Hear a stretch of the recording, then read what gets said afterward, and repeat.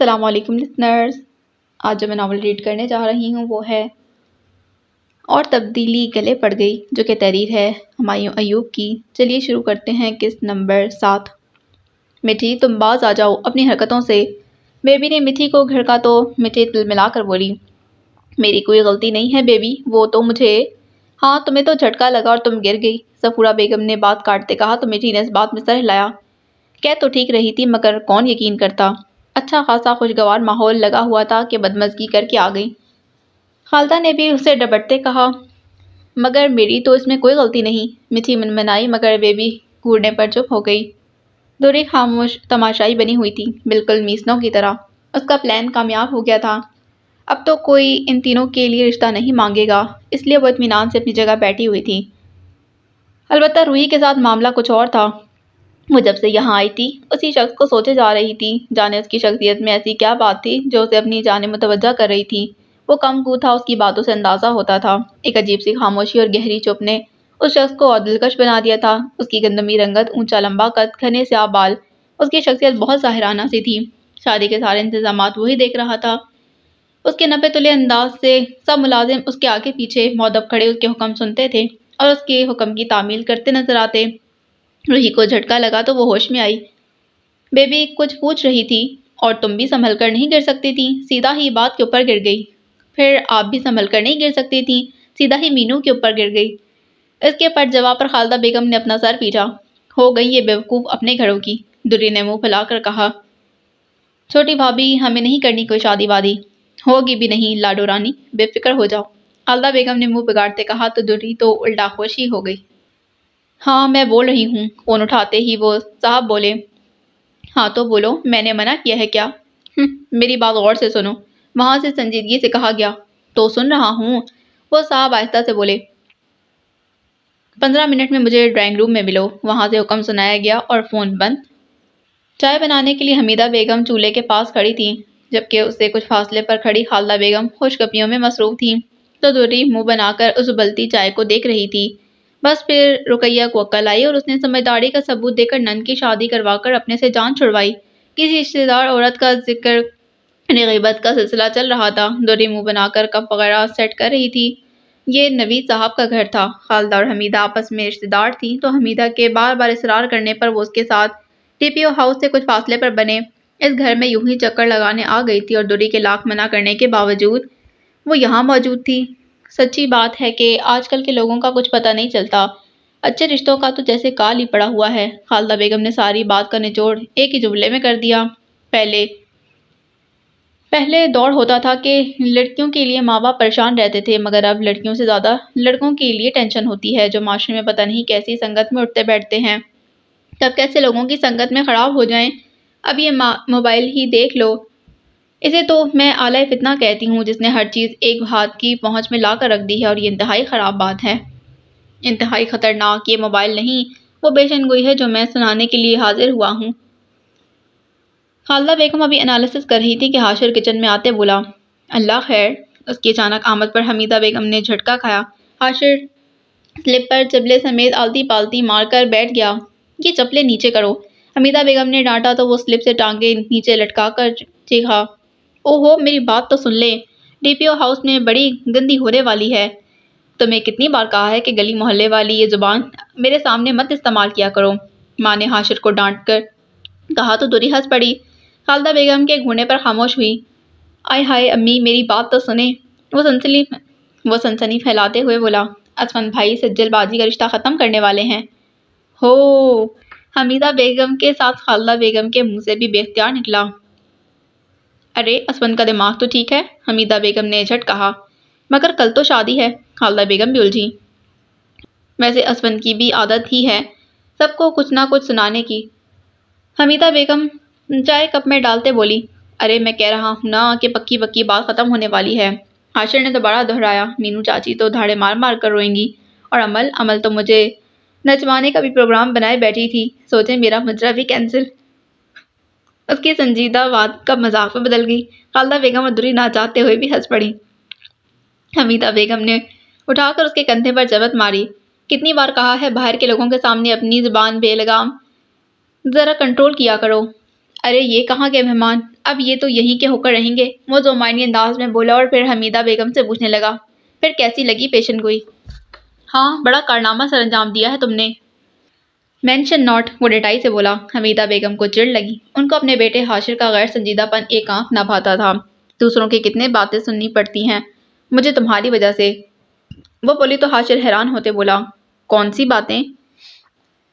یہ تمہاری عمر ہے ہر وقت ہنسی ٹھٹا کرنے کی۔ حاشر پھر مزے سے جواب دیتے بولا، تو کروا دینا میری شادی، میں راضی ہوں۔ نظریں دوری کے سراپے پر تھی، دوری نے الجھ کر اسے دیکھا۔ خالدہ بیگم نے بھی یہ شوخی نوٹ کی تھی۔ حمیدہ بیگم گپ پکڑ کر خالدہ بیگم کی طرف بڑھاتے بولی، ہر وقت مذاق، ہر وقت مذاق۔ حمیدہ بیگم بگڑی، کوئی اپنی زندگی اتنے مذاق میں اڑاتا ہے؟ دوسرے لڑکوں کو دیکھو۔ ہاں دیکھا ہے، سارے کے سارے بد شکل گوار ہیں نا، ہے نا دوری؟ وہ اپنا پورا نام سن کر گڑبڑائی اور خالدہ بیگم سے بولی، چھوٹی بھابھی میں واپس جاؤں؟ خالدہ بیگم نے یہ معاملہ محسوس کر لیا، تبھی بولی، ہاں حاشر کے ساتھ چلی جاؤ۔ حاشر سنتے ہی سلپ سے اتر کھڑا ہوا، جی جی، وہ اسٹائل سے کھڑا ہوتے بولا تو دوری نے بے بسی سے خالدہ بیگم کو دیکھا جو گھور کر اس کے ساتھ جانے کا اشارہ کرنے لگی۔ دیکھو بہن کو حفاظت سے لے جانا، حمیدہ بیگم نے مصروف سے انداز میں کہا تو حاشر نے گھور کر اپنی ماں کو دیکھا جبکہ خالدہ بیگم نے اپنی ہنسی دبائی تھی۔ اتنے چھوٹے چھوٹے کپ میں چائے دیتے ہیں، ایک بسکٹ دبو کر کھاؤ تو جائے ختم۔ سارے کیبنٹ کھول کھول کر بڑے کپ ڈھونڈنے پر جب ناکامی کا منہ دیکھنا پڑا تو ٹھیک کچن میں کھڑی بڑبڑاتی رہی تھی۔ بیبی اور روحی شام کی چائے بنانے میں مصروف تھیں۔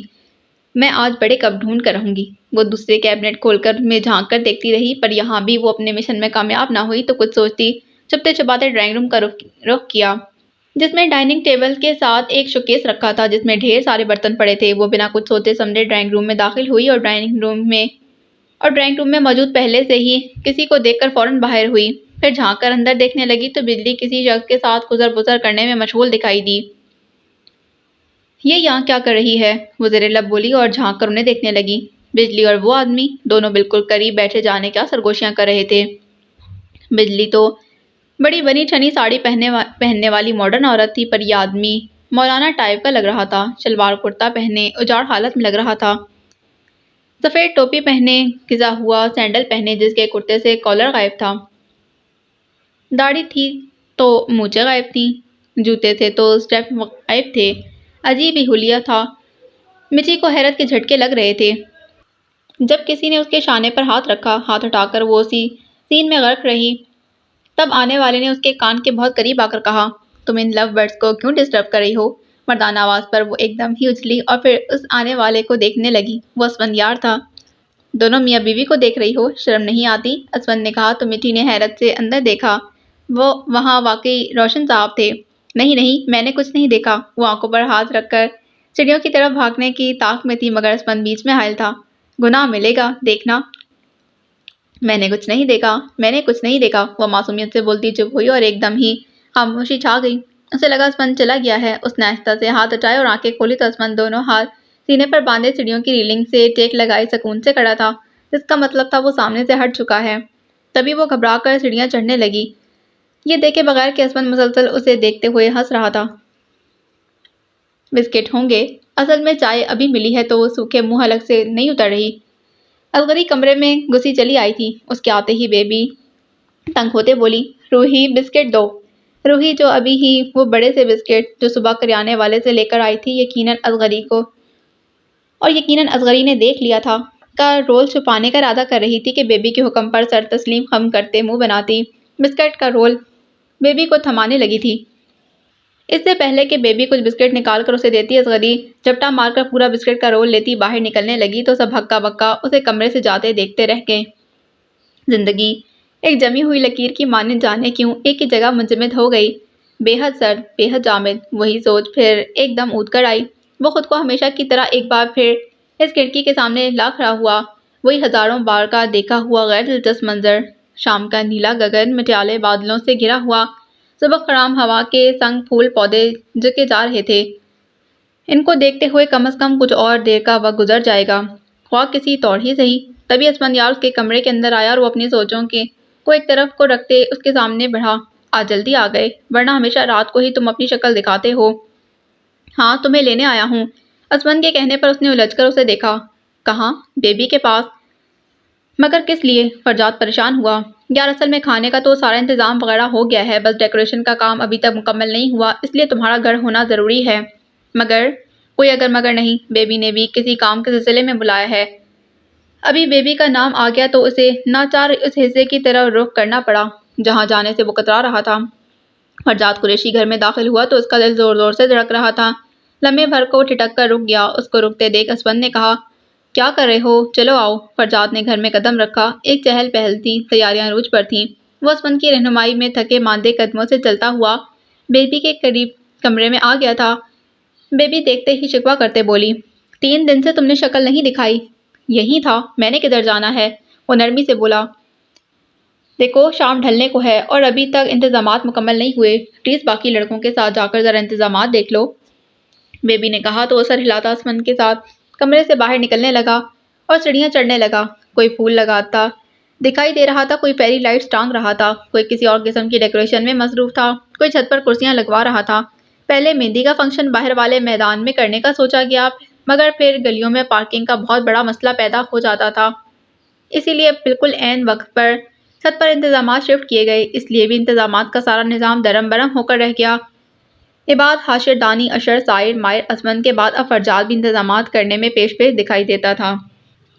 عمل سجل کو لے کر پارلر جا چکی تھی، اس لیے بھی فرجاد کو فی الحال تسلی تھی کہ شاید قدرت بھی یہی چاہتی ہے کہ ان کا حسین ٹکراؤ فی الحال نہ ہو تو اچھا ہے۔ شام ڈھلنے تک انتظامات تقریباً مکمل ہو گئے تھے۔ تقریب تو فقط مہندی کی تھی، مگر کلاس اور اسٹیٹس کے تحت اقدامات انتہائی پروقار تھے۔ ہر شے معمول سے پر تھی۔ اتنے مکمل اور خوبصورت انتظامات دیکھ کر اس کے دل پر کیسی کیسی قیامتیں گزر رہی تھیں۔ دل جیسے پھٹا جا رہا تھا، مگر ضبط کس قدر لازم تھا۔ جب ضبط جواب دینے لگا تو وہ چھت سے نیچے اترنے لگا، مگر تبھی سیڑھیاں چڑھتی وہ تر و تازہ چہرے والی لڑکی اس گھڑی فرجاد کی طرف متوجہ تھی اور بڑی شگفتہ سی مسکراہٹ اس کے اداس لبوں کا احاطہ کیے ہوئی تھی، اور اس کی جگنو سی آنکھیں کتنی آب و تاب سے چمک رہی تھیں۔ اس چہرے پر ایسا خاص کیا تھا؟ کیا کشش تھی جو نظروں کے سنگ مان رہی تھی؟ کچھ اس درجہ خوبصورت بھی نہ تھی وہ؟ پھر دل سے ایک بار پھر سوال اٹھا تھا۔ نظریں ایک بار پھر اثر نو اس کا جائزہ لینے لگیں اور نگاہ لمحہ بھر میں اس کی چمکتی آنکھوں پر ٹک کر رہ گئی تھی۔ وہ جادو سی آنکھیں مسکرا رہی تھیں۔ وقت خواب گزر رہا تھا۔ وہ خاموش تھا، نگاہ لمحہ بھر کو جرائی تھی۔ اندر کہیں پھر متواتر شور ہونے لگا، مگر وہ جیسے خود پر بند باندھتے ہوئے دانستہ اس وجود سے نظریں چراتا سیڑھیاں اتر گیا تھا۔ سجل قریشی اس کے لیے کوئی اجنبی تو نہ تھی، پھر بھی ایسا رویہ؟ سجل کتنی دیر حیران رہ گئی تھی۔ فنکشن کے لیے مہمانوں کی آمد شروع ہو چکی تھی۔ اسپند نے وحید صاحب کو لڑکے والوں کے آنے کی تسلی دے دی تھی، مگر حقیقت کیا تھی وہ بس اسپند ہی جانتا تھا۔ وہ اس پل ماحول خراب نہیں کرنا چاہتا تھا، اس لیے اس نے ہر چیز کو قسمت کی ہواؤں پر چھوڑ دیا تھا۔ ڈھولک کی تھاپ پر گیت گاتی، رنگ برنگی کپڑوں میں ملبوس وہ سب لڑکیاں گول دائرہ بنا کر ایک جگہ بیٹھی فنکشن کی رونق میں اپنا حصہ ڈال رہی تھیں۔ یار ہماری تو حسرت ہی رہ جائے گی کہ کوئی ہمارے ساتھ بھی سیلفی کھچوا لے۔ اس فکرے پر سیلفی لیتی دوری نے چونک کر ان دونوں کو دیکھا جو بڑی لاپرواہی سے ایک طرف کو کھڑے بظاہر اسے دکھانے لگے جیسے وہ آپس میں بات کر رہے ہوں، مگر دوری کو یقین تھا کہ یہ جملہ اسی کے اوپر طنز کرنے کے لیے کہا گیا تھا، اور کہا بھی کسی نے نہیں، 100% اسی حاشر کے بچے نے تھا۔ منہ بنا کر دوری دوسری سمت دیکھنے لگی۔ شکر ہے اللہ نے ہم مردوں کو خوبصورت پیدا کیا ہے، ورنہ ہم کہاں بیوٹی پارلر میں دھکے کھاتے پھرتے۔ حاشر نے کہا تو دانش سے تھا، مگر یہ سنتے ہی دوری کا منہ آدھا کھلا کا کھلا رہ گیا۔ میں تمہیں بیوٹی پارلر سے تیار ہوئی نظر آ رہی ہوں؟ اس نے غصے سے آگے جانے والی چوٹی کو پیچھے کیا اور کمر پر دونوں ہاتھ رکھ کر غصے سے بولی، میں تمہیں بیوٹی پارلر سے تیار ہوئی نظر آ رہی ہوں؟ اس نے دوری کے ہی انداز میں اپنی فرضی چوٹی کو پیچھے کرتے، کمر پر دونوں ہاتھ رکھ کر ہو بہو اس کی نقل اتارتے مضحکہ خیز آواز میں کہا، اور دانش کو تالی مار کر وہ ہنسنے لگا تھا۔ دوری کا منہ غصے سے لال ہو چکا تھا۔ میرے منہ نہ ہی لگو تو اچھا ہے، ورنہ کیا کروں گی؟ وہ آنکھیں مٹکا کر بولا، منہ توڑ دوں گی۔ وہ دھمکی آمیز انداز میں بولی، تو آؤ نا، کسی دن منہ توڑ کر جاؤ۔ میں بجلی کو بتا دوں گی کہ ان کو رات کو بھوت بن کر ڈرانے والے تم لوگ تھے۔ دوری نے نخوت سے دیکھا اور آگے بڑھ گئی۔ واہ یار دانی، تم نے کبھی کسی شاعر کی غزل کو انسانی صورت میں دیکھا ہے؟ یار لیڈر، دانش پہلی بار اسے بولا، بڑے تیکھے اور انتقامی تیور لگ رہے ہیں تمہاری محترمہ کے۔ اطمینان رکھو، نہ تو کاٹ کھائے گی نہ جان لے گی۔ رش میں جب تک وہ اوجھل نہ ہوئی وہ اسے دیکھتا رہا تھا۔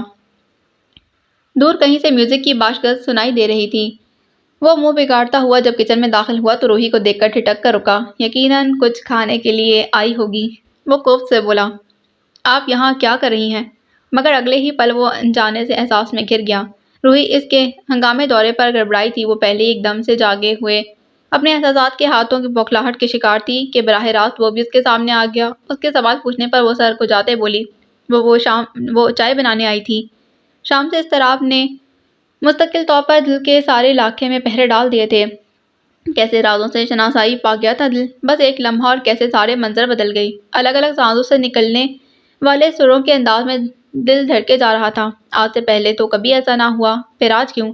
دل اس کو کچن کے کاؤنٹر پر کھڑا دیکھ کر کیوں مسرور ہوا تھا؟ وہ خود کس قدر حیران تھا، تمام منظرنامے کو تکتا چلا جا رہا تھا۔ تم کھانے پینے کی بہت شوقین لگتی ہو۔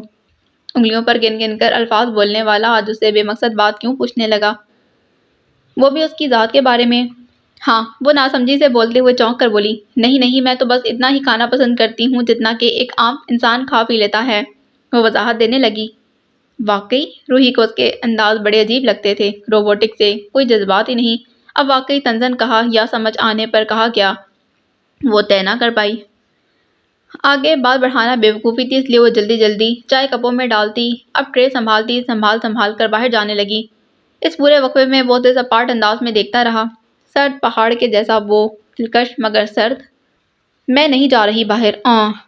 زلو پچھلے آدھے گھنٹے سے اپنا سوٹ پکڑے روئے جا رہی تھی۔ بجلی نے جل کر کہا، تو یہی مرو، بیٹھی رہو اور اپنی قسمت پر روتی رہو۔ آج کل کی لڑکیاں سب کچھ برداشت کر سکتی ہیں مگر کسی کی شادی میں اپنے جیسا ہو بہو سوٹ کسی اور کو پہننا برداشت نہیں کر سکتی، اور سوٹ بھی اپنے سے دگنی عمر کی عورت نے پہن رکھا ہو تو دل سے برا لگتا ہے، بہت زیادہ برا۔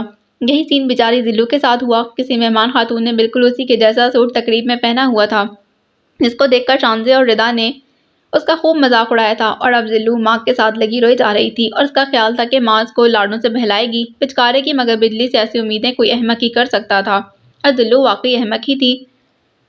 مجھے نہیں رہنا یہاں، میں جا رہی ہوں۔ وہ بہتی ناک کو ٹشو سے صاف کرتی انتہائی مضحکہ خیز لگ رہی تھی۔ آپ لوگ دیکھتے تو یقیناً ہنستے۔ اوہ ہو زلو، تم لڑکیوں کے ساتھ ہوتی ہی کیوں ہو؟ بجلی نے جل کر کہا، جب تمہیں کہا ہے کہ اسفند کے آس پاس گھوما کرو، اسے شیشے میں اتارا کرو، تو تم سنتی کیوں نہیں؟ وہ تو دیکھتے ہی مجھ پر چیختا ہے، مجھے نہیں پسند اسفند بھائی، وہ منمناتے ہوئے بولی تو بجلی نے سر پیٹا۔ بھائی کی بچی، تجھے کتنی بار کہا ہے، وہ تیرا کوئی بھائی نہیں۔ بجلی کا موڈ سا خراب تھا۔ یہ موٹی عقل پتہ نہیں کس پر چلی گئی ہے، جبکہ ناز کی ماں ایسی ناباپ۔ دانت پیس کر بولتی بجلی کمرے سے جانے لگی۔ کمرے سے نکل کر ویران کوریڈور میں یہاں سے وہاں جب کوئی نہ دکھائی دیا کیونکہ سب چھت پر مصروف تھے، تو وہ اب رازداری سے قدم بڑھاتی مینو کے کمرے کا دروازہ کھول کر اندر گھس رہی تھی، تو کپوں کا ٹرے لے کر جاتی روحی فاصلے سے بجلی کی یہ حرکت دیکھ چکی تھی۔ یہ مینو کے کمرے میں کیا کرنے جا رہی ہے؟ وہ خود ہی سوال کر کے خود ہی اپنے سوال کا جواب دیتے بولی، چوری؟ اس کھلے میدان میں بڑے بڑے دیگ تیار ہو رہے تھے، دہتے انگاروں سے خارج ہونے والا کوئلوں کا دھواں ہوا میں گھل مل چکا تھا، جو وہاں کھڑے انسانوں کے نتنوں میں گھسا چلا جا رہا تھا، جس کی دلخراش چبھن مختار بھائی اپنے گلے میں محسوس کرتے ہوئے بولا، ہائے روشن بھائی، تم ادھر کس لیے منہ بنا کر بیٹھے ہوئے ہو؟ روشن بھٹی نے ابرو اٹھا کر کہا، ہم یہاں بیٹھے ہوئے نہیں ہیں، بس زمانے کو دکھانے کے لیے رکے ہوئے ہیں۔ وہی کٹیلا انداز، کیا ہو گیا ہے روشن بھائی، کیوں نروٹے نروٹے لگ رہے ہو؟ روشن بھٹی صاحب تو جیسے پھٹنے کو تیار بیٹھے تھے۔ مختار بھائی، دل پر ہاتھ رکھ کر سچ کہو، کیا تم کو دکھائی نہیں دیتا کہ میرے ساتھ اس شادی میں کیسا رویہ رکھا جا رہا ہے؟ کہنے کو تو دلہن کا پھپھا ہوں، مگر پھپھا والی عزت کوئی نہیں مل رہی، بس خاموش تماشائی بن کر بیٹھا ہوں، اسی پر سب کو اطمینان ہونا چاہیے۔ وہ نخوت سے بولتے جا رہے تھے۔ مختار بھائی نے سمجھاتے کہا، غصہ چھوڑ دو بھائی۔ نہیں نہیں، غصہ تھوڑی ہوں، غصہ کیوں کروں گا؟ اپنا مانا ہوتا تو اپنا سمجھ کر ہم بھی سب کو 4 چیزیں بتاتے، ان کو میں نے کچھ نہیں بتایا، ان کو 10 چیزیں غلط کر رہے ہیں، مجھے نظر بھی آ رہا ہے، مگر میں کیوں بتاؤں؟ جب تم لوگ مجھ سے پوچھ ہی نہیں رہے تو میں کیوں بتاؤں؟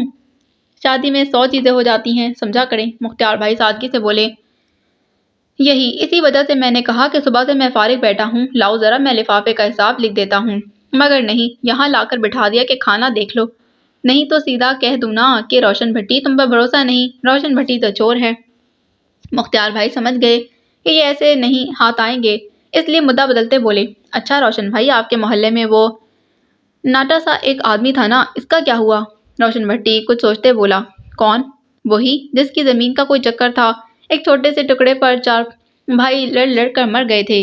याद आते रोशन भट्टी बोला। हाँ, वो जमीर लगारी। हाँ हाँ, वो कैसा है? बड़ा बुरा हुआ बेचारे के साथ।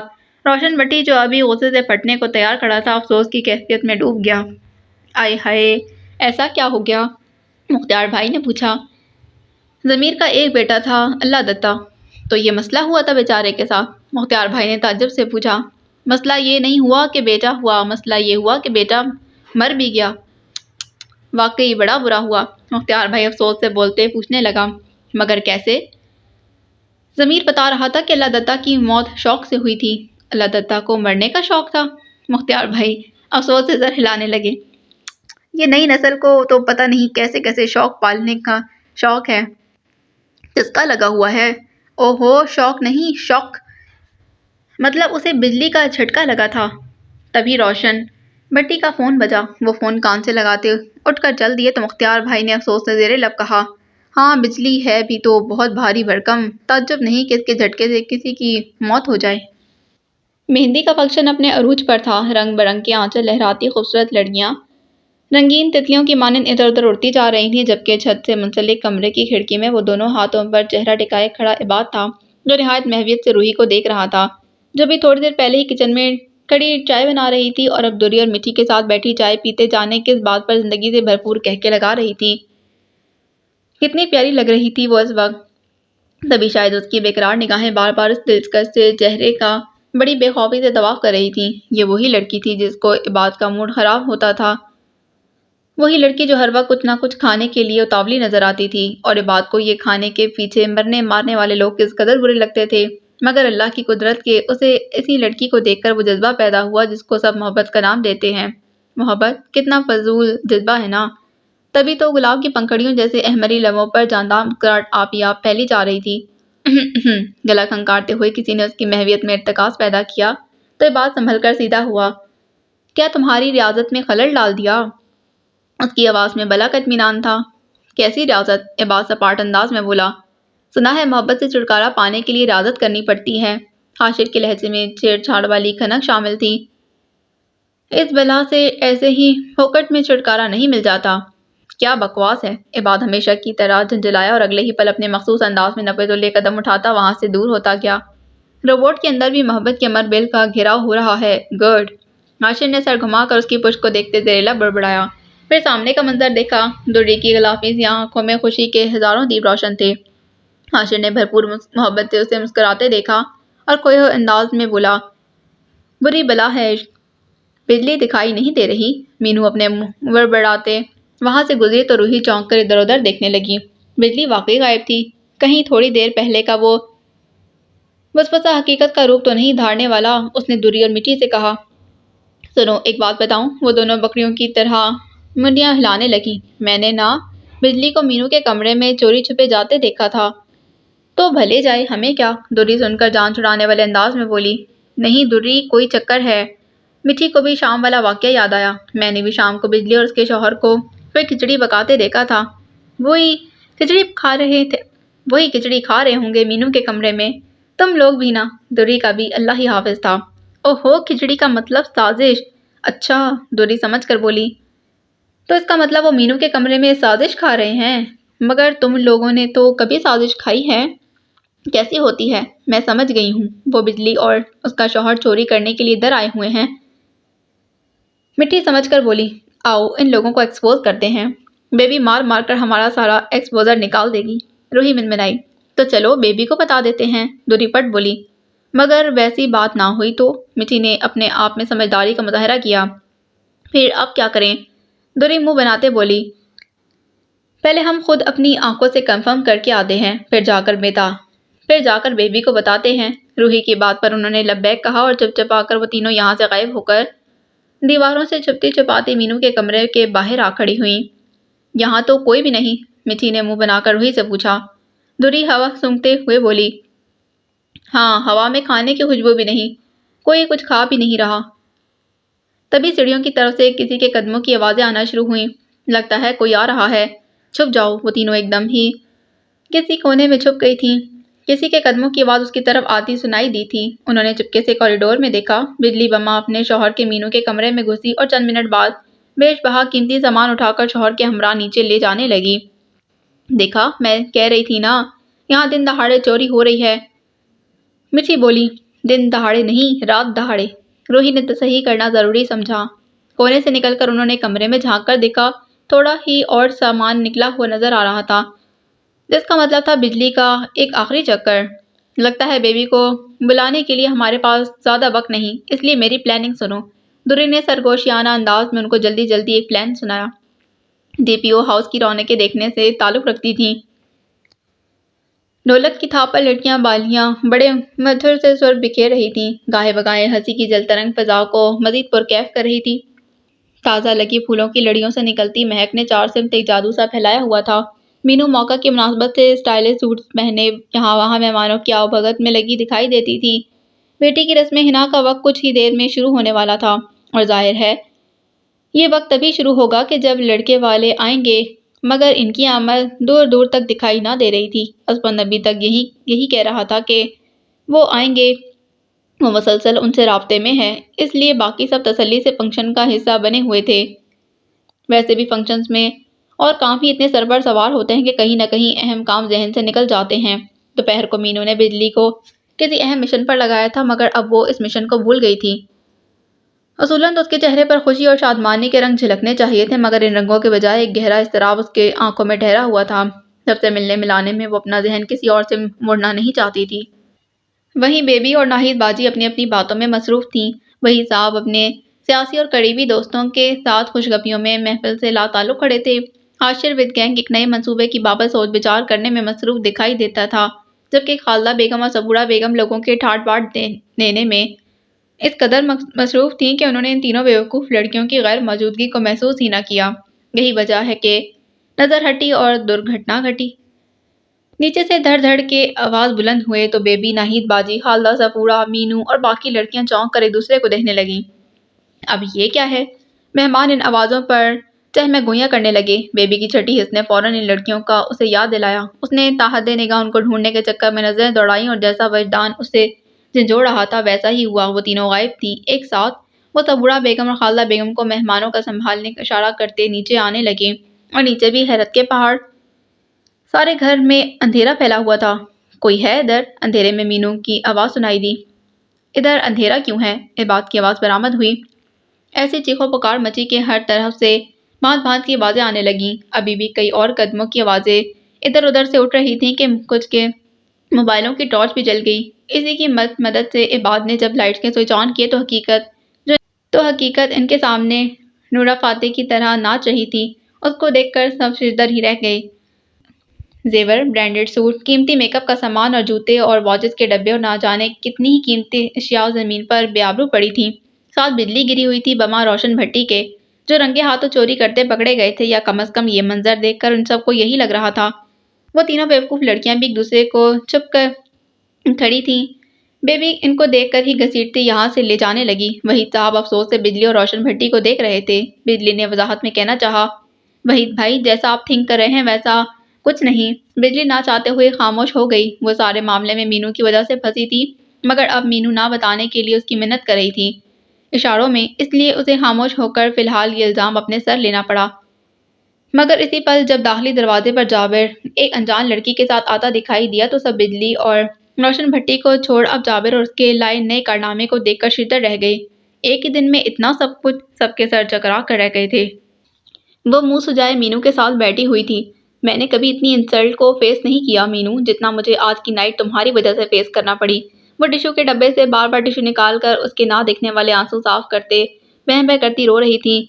مینو نے دلاسے کے لیے اس کے ہاتھ پر ہاتھ رکھا۔ بجلی، اب رونا بند کرو، جو ہو گیا بھول جاؤ۔ وہ اور کیا کہہ سکتی تھی؟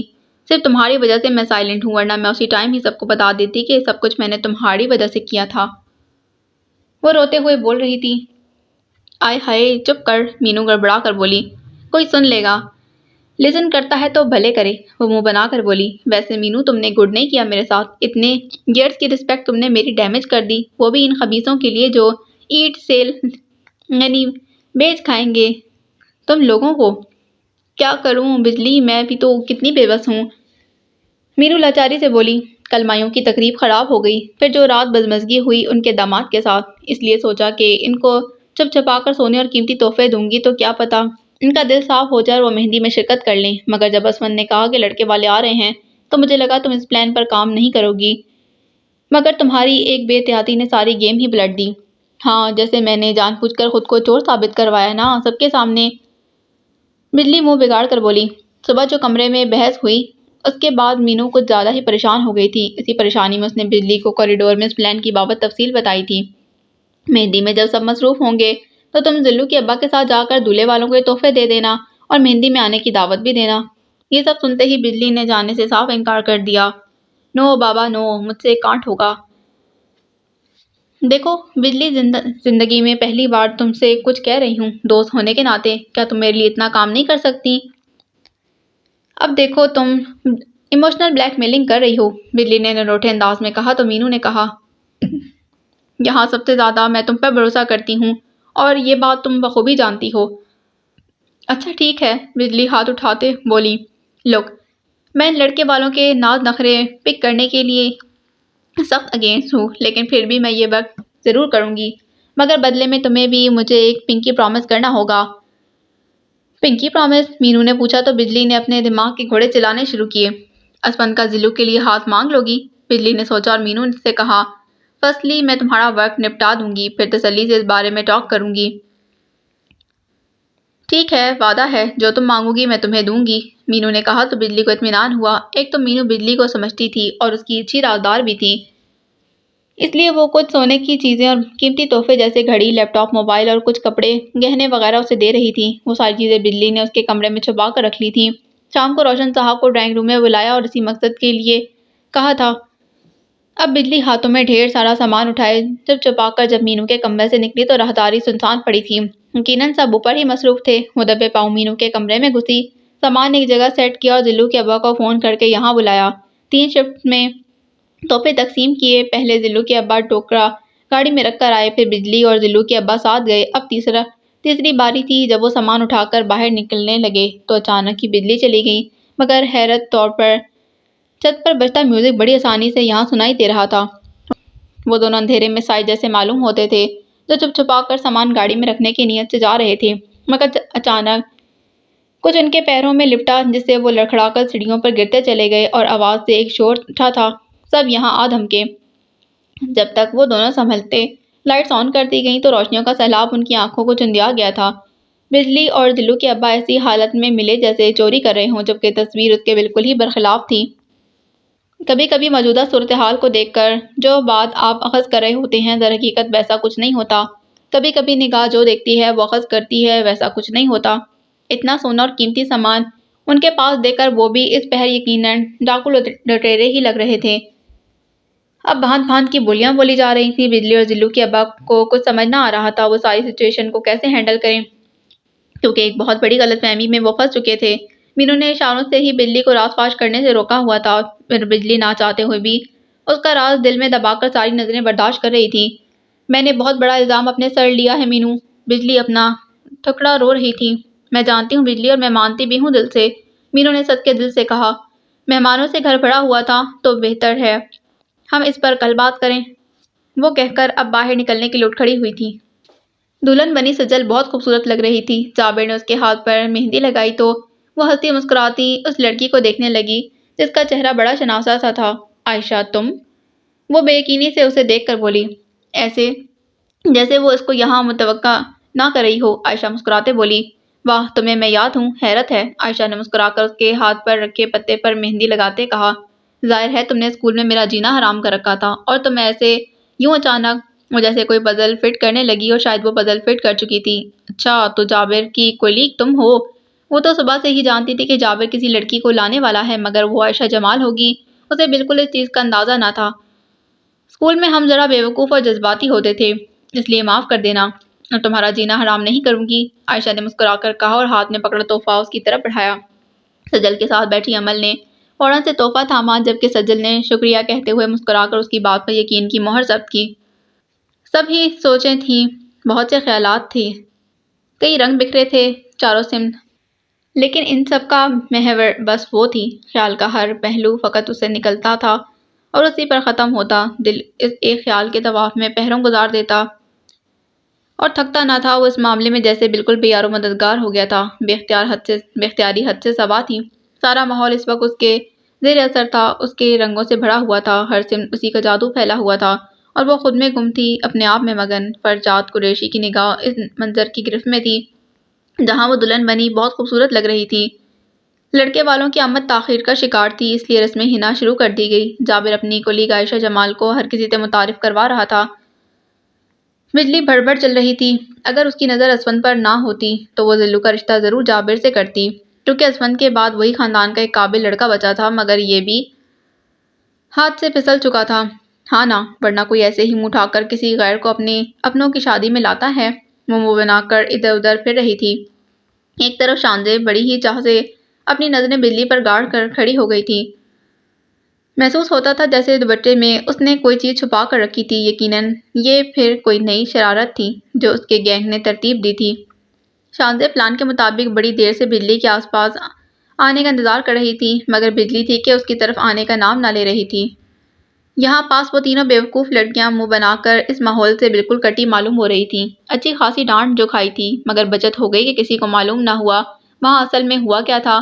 ابھی بیبی تفصیلات میں نہ گئی تھی، اس لیے بھی شاید بچت ہو گئی تھی۔ بجلی بھی مسلسل اپنی آنکھیں مٹکا مٹکا کر سوچ رہی تھی کہ آخر عین وقت پر لائٹس بند کس نے کی تھیں اور کس نے سیڑھیوں پر رسا باندھا تھا جس سے لڑکھڑا کر وہ سیڑھیوں پر سلائڈ کرتے ہوئے گری تھی۔ سماعت سمیت ہائے بڑا درد ہو رہا ہے۔ فوراً درد کی لہر اس کے جسم میں دوڑی تو اس نے بیٹھنے کے لیے کرسی کی تلاش میں نگاہ دوڑائی۔ وہاں ایک پلاسٹک کی کرسی دکھائی دی، وہ اس کی طرف آنے لگی۔ شانزیں چوکنا ہو گئی، بجلی منہ بناتی کرسی کے قریب آ چکی تھی۔ اس کی نظر ہٹی کہ درگھٹنا گھٹی۔ شانزیں نے جلدی سے سمت بانڈ نکال کر کرسی پر گرائی اور اسی وقت بجلی اس پر تشریف رکھ کر بیٹھ گئی تھی۔ شانزیں بچی ہوئی سمت بانڈ واپس دوپٹے میں لپیٹ کر یہاں سے غائب ہو گئی۔ فاصلے پر کھڑے حاشر نے شانزیں کو تھمز اپ کا اشارہ دیتے کہا تھا، اب مزہ آئے گا۔ رات کے 11 بج چکے تھے۔ وحید صاحب کو احساس ہو چکا تھا کہ اب لڑکے والوں کی آمد نہیں ہوگی، اس لیے انہوں نے خود ہی لڑکے والوں کو فون کرنے کا سوچا، اور جب انہوں نے فون کیا تو ساری حقیقت کھل کر جو ان کے سامنے آئی، انہوں نے بمشکل اس کو برداشت کیا۔ تم نے اچھا نہیں کیا اسفند۔ رسم حنا کے لیے بجلی کو بلوایا گیا تو وہ اپنی نشست سے اٹھی اور کرسی اس کی تشریف سے چپکی۔ بطخ کی تشریف کی طرح ٹوں ٹوں کرتی بجلی کے پیچھے آ رہی تھی، جس سے وہ بالکل ہی بے خبر تھی۔ وہ جہاں کہیں سے گزر رہی تھی، سب مہمان ہنس ہنس کر نڈھال ہوئے تھے۔ مینو نے سر پیٹا، بس اسی تماشے کی کمی تھی۔ جلدی بجلی پر اس مذاق کا انکشاف ہوا تو اس کا پورا وجود زمین میں گڑتے گڑتے رہ گیا۔ ذلو نے ماں کے وجود سے چپکی کرسی کو کھینچا تو بجلی کے ساتھ کھینچتی چلی گئی۔ ایک تو کوشش کے بعد جا کر بجلی کو رہائی نصیب ہوئی، البتہ وہ نفیس سی گولڈن رنگ کی ساڑی پھٹ ضرور گئی تھی۔ آج بجلی کے لیے بہت برا دن تھا۔ کھانا لگوایا جا رہا تھا، مہمان بڑے مہذب طریقے سے کھانا کھانے میں مشغول تھے۔ لڑکے والوں کے آنے کی امید اب ختم ہو چکی تھی، پھر بھی مہمانوں کو جیسے تیسے کھانا کھلا کر بہانوں سے بہلا پھسلا کر رخصت کر دیا گیا۔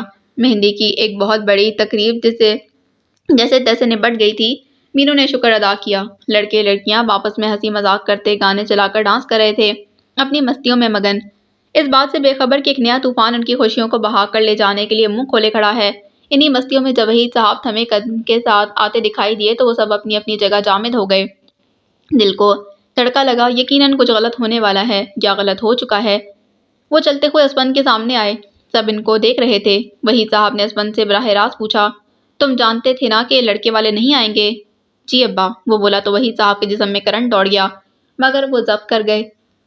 دل تو چاہ رہا ہے تمہارے منہ پر تھپڑ مار کر تمہارا منہ توڑ دوں، مگر ایک باپ اتنے بڑے بیٹے کو تھپڑ مارتا اچھا نہیں لگے گا۔ وہ بولے تو مینو نے پوچھا، ہوا کیا ہے؟ تمہاری بیٹی کی شادی نہیں ہو رہی؟ مگر کیوں؟ مینو نے حیرت سے پوچھا۔ کیونکہ عبداللہ نے آج ہی کسی اور سے نکاح پڑھوا لیا ہے۔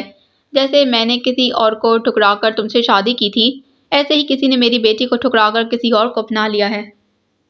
کبھی کبھی یہ رقابت اعتماد کی برسوں پرانی بلند فصیلوں کو بھی بھودا کر دیتی ہے، اور پھر ایک وقت ایسا آتا ہے کہ ذات کے گرد کھڑے مضبوط ستون بھی بوسیدہ عمارت کو سنبھال نہیں پاتے۔ اس وقت اس کی حالت بالکل ایسی تھی جس طرح ایک جھوٹ اور فریب کی بنیاد پر کھڑی عمارت لرزتی محسوس ہوتی ہے۔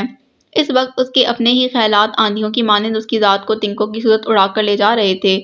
کیوں؟ کیونکہ اس کی انا کا بت پاش پاش ہو کر بکھرا تھا، ریزہ ریزہ ہو کر دور تک پھیل گیا تھا۔ اب کرچی کرچی ہونے پر بے وقت سا پڑا لوگوں کے لیے باعث عبرت بنا ہوا تھا۔ یہ تکبر تھا جس کی ملاوٹ نے اس کی ذات کو کھوکھلا کر دیا تھا، اور تکبر کا انجام یہی ہوتا ہے، اور جانتے بوجھتے لوگ نہ جانے کیوں یہ تکبر کرتے ہیں، یہ جانتے ہوئے بھی کہ ہمارا کیا کبھی نہ کبھی لوٹ کر آتا ہے، کیونکہ وقت ادھار چکا کر جاتا ہے، سود سمیت۔ یہی تو مکافات عمل کہلاتا ہے۔ اور آج جو کچھ ہوا تھا وہ ایک مکافات عمل ہی تو تھا۔ سمینا کھیڑو کا بویا ہوا ایک بیج اتنے برسوں بعد اس کی بیٹی کو کاٹنا پڑا تھا۔ ہاں، مکافات عمل کی یہی تو ستم ظریفی ہے کہ وہ کسی اور کے کیے کا بدلہ اس کے پیارے سے لیتا ہے۔ یہ کیسی سوچیں ہیں جو اسے کمزور کرتی جا رہی تھیں۔ سمینا کھیڑو اپنے بھور بھور ہوتے وجود کے ساتھ کرسی پر بے دم سی گری، اور تبھی وہ اسی حالت میں بیٹھی ہوئی تھی۔ لائٹوں سے سجے پنڈال میں ساری کرسیاں خالی بے ترتیب سی پڑی تھیں، بالکل اس کے وجود کی طرح۔ وہ اس پنڈال میں بالکل اکیلی تھی۔ جب اپنی کی ساری زیادتیاں، سارے پچھتاوے، غرور، تکبر اس کے ساتھ آ بیٹھے تھے۔ کچھ دیر پہلے جو اس گھر میں رونق لگی تھی وہ جڑ چکی تھی۔ سارا پنڈال سنسان اور ویران پڑا تھا۔ کیا کیا نہیں کیا تھا سجل کے رشتے کے لیے، لوگوں کی منت سماجت، تحفے تحائف، دولت سے حصہ، یہ جانتے ہوئے بھی کہ یہ لالچی تھے، ان کا لالچ سے کبھی پیٹ نہ بھرتا۔ پھر بھی اس نے ان کی ہر بات پوری کی اور ہر مانگ کو پورا کیا کہ اس کی بیٹی کا گھر بس جائے، تاکہ وہ لوگوں کو دکھا سکے کہ وہ بڑی مہان عورت ہے، بڑا دل ہے اس کا، بڑا مان تھا اسے اپنے آپ پر۔ اور اب وہ اپنا خود ساختہ مسخ شدہ مان لے کر نوحہ کر رہی تھی، اور نوحہ کرنے سے سب ٹھیک نہیں ہو جاتا۔ اسے بہت معمولی سا لمب لینتھننگ کا مسئلہ تھا۔ قدرتی طور پر اس کی پیدائش اسی حالت میں ہوئی تھی۔ ڈاکٹر سے مشاورت کے بعد اس کے چھوٹے پیر کو بڑا کروانے کے لیے بہت سارے علاج کروائے گئے، مگر سب بے سود۔ اب اسے کوئی معذوری نہ تھی، وہ ہٹی کٹی ٹھیک ٹھاک تھی، بس چلنے میں تھوڑی سی لنگڑاہٹ نظر آتی تھی۔ اسی لنگڑاہٹ کی وجہ سے اسے ایک ڈیفیکٹڈ پیس سمجھا جاتا تھا۔ وہ اتنا بڑا کوئی نقص نہیں تھا، مگر پھر بھی لوگ اسے ریجیکٹ کر دیتے۔ لنگڑاہٹ کی وجہ سے اسکول میں مذاق کا نشانہ بنایا جاتا، اس لیے اس نے اسکول جانا چھوڑ دیا۔ اسے گھر بیٹھے ٹیچرز پڑھانے آتے، اور وہ بس امتحان دینے جاتی تھی۔ وحید صاحب اپنا اثر و رسوخ استعمال کرتے اور وہ بہترین تعلیم حاصل کرتی رہتی۔ اس کا داخلہ دادو گرلز کالج میں کروا دیا گیا، جس میں وہ جاتی نہیں تھی۔ جب ایگزام ہونے لگے تو اس کا جانا ضروری ٹھہرایا گیا، اور اس سلسلے میں گرلز کالج کے پرنسپل سے بات کر کے معاملات سیٹ کیے گئے۔ تب رہنے کے مسئلے کی وجہ سے اسفند کے کلاس فیلو فرجاد سے بات کی گئی، جو اسی کالج میں پڑھاتا تھا۔ سجل نروس تھی، لوگوں کے رویوں سے وہ ایک ہچکچاہٹ کا شکار رہتی تھی۔ وہ تنہا اکیلے کہیں بھی جانے کا سوچ نہ سکتی تھی۔ عباد نے سجل کے ساتھ عمل کے جانے کی بات کی تو سب تیار ہو گئے۔ جب یہ بات طے ہو گئی تو سجل بھی اس کے ساتھ جانے کے لیے مان گئی۔ سجل پہلی بار اپنے گھر کے ماحول سے نکل کر کسی اور کے گھر کے ماحول میں رہنے جا رہی تھی۔ وہ الجھن کا شکار تھی، مگر دادو پہنچ کر اس کا جس گرم جوشی سے استقبال کیا گیا، اسی سے سجل کی ساری سوچیں غائب ہو گئیں۔ وہ پہلے ہی دن اس ماحول کا ایک حصہ بن گئی تھی۔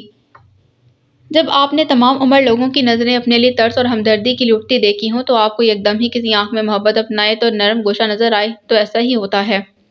اس نے وہاں جتنے دن گزارے اسے یاد بھی نہیں رہا کہ وہ دنیا کی نظر میں ایک ڈیفیکٹڈ پیس ہے۔ وہ صبورہ بیگم اور خالدہ بیگم کے ساتھ بیٹھ کر روحی، دری اور مٹھی کی باتیں سنتے ہوئے ہنستی رہتی، ان کی حرکتیں دیکھتے ہوئے مسکراتی رہتی۔ فرجاد کے پڑھانے پر اسے پڑھائی بڑی دلچسپ لگتی تھی، جبکہ وہ تو پڑھائی سے بھاگنے والوں میں سے تھی۔ مل بیٹھ کر چائے پینے اور باتیں کرنے کا ایک وقت شام کو مخصوص تھا، جس کا اس کو خاص انتظار ہوتا تھا۔ یہ ایسا ماحول تھا جو اس نے اپنے گھر میں کبھی نہ دیکھا تھا۔ مینو نے گھر سے زیادہ ہمیشہ باہر کی عورتوں کو اہمیت دی تھی۔ یہی وجہ ہے کہ سجل کو وہ گھر نہیں بس ڈی پی او ہاؤس لگتا تھا، جس میں نوکر چاکر اپنی منمانی کرتے، من ہوتا تو کام کرتے، نہ ہوتا تو داغ کرتے، کوئی دیکھنے پوچھنے والا نہ تھا۔ مینو صبح ہی حیدرآباد نکل جاتی اپنی کٹی پارٹیز اور دعوتوں میں۔ وحید صاحب نوکری میں مصروف رہتے، پیچھے گھر کا نظام بہت متاثر ہوتا رہتا۔ وقت کے ساتھ سب اس ماحول کے عادی ہو چکے تھے۔ عمل تو پھر بھی اسکول کالج وغیرہ میں گھومتی رہتی، مگر سجل صرف گھر میں قید رہتی، اس لیے بھی وہ یہ چیز بہت زیادہ محسوس کرتی تھی۔ اس لیے جب وہ قریشی ہاؤس آئی تو صحیح معنوں میں اسے معلوم ہوا کہ گھر کسے کہتے ہیں۔ گھر گھر والوں سے بنتے ہیں، مہنگے ڈیکوریشنز کو سیٹ کرنے سے بس ڈی پی او ہاؤس بنتے ہیں، گھر نہیں۔ امتحانات ختم ہوئے تو سمینا کھیڑو سب کے لیے تحفے لے کر بتاتے ہوئے بدے تک پہنچی تو اس کے صحیح معنوں میں حواس گم ہو گئے۔ جس شہر، جس گلی، جس گھر، جن لوگوں سے وہ چپتی پھرتی تھی قسمت نے اسی گھر کے دروازے پر اسے لا کھڑا کیا۔ اتنی بے خبری! اس گھر کے مکین بھی پہلے حیران ہوئے مگر ان کا ظرف بہت بڑا تھا، نہ شکوہ کیا نہ گلا۔ خندہ پیشانی سے ان کا استقبال کیا۔ بیبی گھر پر نہ تھی، اس سے ملاقات نہ ہوئی۔ ایک بوجھ سا لے کر مینو واپس آئی۔ سجل نے واپس آ کر قریشی کو بہت مس کیا اور وہ اسی مخصوص وقت میں چائے بنا کر کسی نہ کسی کے ساتھ آ کر بیٹھ جاتی، بھلے پھر گھر میں کوئی نہ ہو اور دینو کاکا ہی آخری آپشن بچا ہو۔ سجل کی باتوں میں اب اکثر بیبی کا ذکر ہونے لگا تھا۔ بیبی کتنی اچھی تھی، اس نے میرا اتنا خیال رکھا، مینو سے لگ اٹھتی۔ قریشی کے سارے بچے اچھے تھے، ماحول اچھا تھا، سب مزے سے رہتے تھے۔ سن کر سمینا کھیڑو نہ جانے کیوں سکون میں نہ آتی۔ سجل کا اتنا خیال رکھا گیا، اس نے بدگمانیوں کے دروازے سمینا کھیڑو پر کھول دیے۔ یقیناً بیبی نے سجل پر ترس کھایا ہوگا، وہ تو الٹا خوش ہوئی ہوگی۔ سمینا کھیڑو کی وہ معذور بچی، بے چاری۔ مینو کو غصہ آ گیا، اس کی اوقات ہے میری بیٹی پر رحم کھانے کی؟ وہ ہوتی کون ہے اس کی حالت پر ترس کھانے والی؟ بیبی تمہاری خود کی حالت ایسی ہے کہ تم پر ترس کھایا جائے۔ دیکھو مجھے، میں ایس ڈی ایم کی بیوی ہوں، میرا ایک سٹیٹس ہے، نوکر چاکر، گھر، اور تم میری بیٹی پر ترس کھاؤ گی؟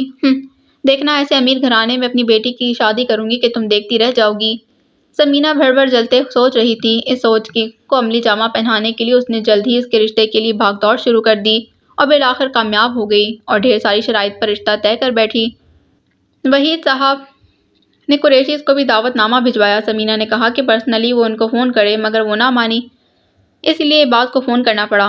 پھر تو اس کی تیاریاں شروع ہوئیں، سارا انتظام مکمل کیا گیا، گھر سارے نئے فرنیچر سے سجایا گیا، ٹرانسفارمر لگوایا گیا، پورے گھر کو لائٹ سے سجایا گیا، ہر چیز پرفیکٹ تھی۔ پر کہتے ہیں نا، اللہ کے حکم کے بغیر پتا بھی نہیں ہلتا، اور اللہ ہی بڑا پلانر ہے، اور اس کے دکھاوے کے سارے پلان درہم برہم ہو کر رہ گئے تھے۔